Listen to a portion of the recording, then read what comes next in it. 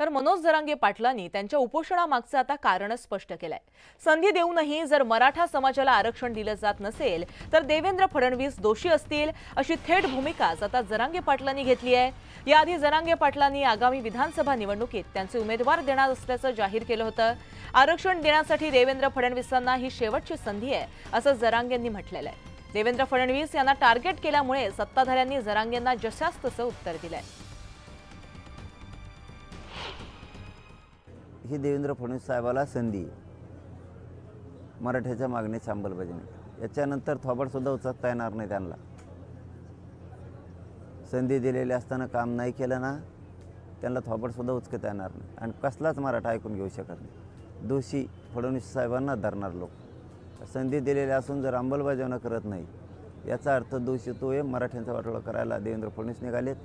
हे सगळ्या पक्षातले मराठी एक जीवानं म्हणणार ही संधी आहे त्यांना, त्यांच्यासाठी फक्त हे उपोषण। आज मराठ्याचे 16-17 गावं जाते त्या रस्त्यावरून रस्ता बंद केला। कुठून जायचं लोकांनी? शाळेत कुठं जायचं? कुठून जायचं? दवाखान्यात कुठून जायचं? अडीअडचणीला कुठून जायचं? कोणाच्या बापाचा रस्ता आहे का तो? केलाय का नाही बंद? आमचे 2-4 पोरं लहानला आमचे जर मराठी भिडे असते तर ते इतके बेकार धुतले असते। पण मी शांत राहायला सांगितलं, राहिले जाऊ द्या। खाल्ला आमचा 2-4 जणांनी मार, हिशोब होईल जावा वाचतावा। पण सुरुवात कोणी केली? आता त्यांनी। शेवट आम्ही मराठी करणार आता। फक्त आरक्षण मिळूस तर अंमलबजावणी होऊस तर मराठ्याने शांत राहा। मराठा आंदोलक मनोज जरांगे आणि ओबीसी आंदोलक लक्ष्मण हाके यांच्यात आता चांगलंच जुंपलंय। मनोज जरांगेंनी आरक्षणाच्या मुद्द्यावरून भुजबळांची नाटक कंपनी असं म्हणत हाकेंना लक्ष्य केलं। त्यानंतर हाकेंनी जरांगेंच्याच भाषेमध्ये त्यांना प्रत्युत्तर दिलंय।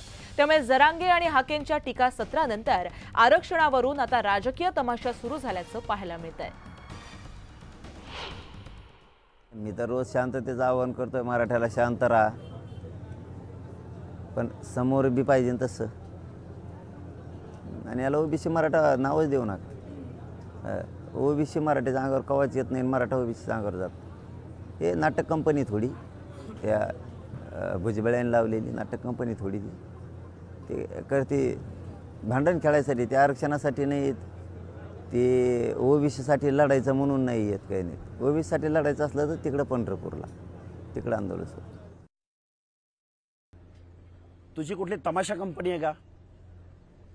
आम्ही भुजबळांची नाटक कंपनी असेल तर तू तू तू एकनाथ शिंदेचा तमाशा आहे का? तमाशामध्ये बतावणी असती, त्यानंतर तमाशामध्ये करमणूक असते, त्यानंतर तमाशामध्ये वगनाट्य असतं। पण तुझ्या तर तमाशात नुसती बतावणीच आहे, नुसती नौटंकीच आहे, नुसतं सोंगाड्याचं काम करतो तू, मनोरुग्ण आहे तू। कारण तुला थोडी जर या महाराष्ट्रामधल्या इतर जातीबद्दल थोडी आम्ही भाऊभाऊ म्हणतो तू, आणि त्यांचंच आरक्षण पाहिजे म्हणतो तू, कसं काय भाऊभाऊ आहे बरं सांग? दरम्यान टीका करताना जरांगेंनी भुजबळांची नक्कल केली आहे, पाहूयात।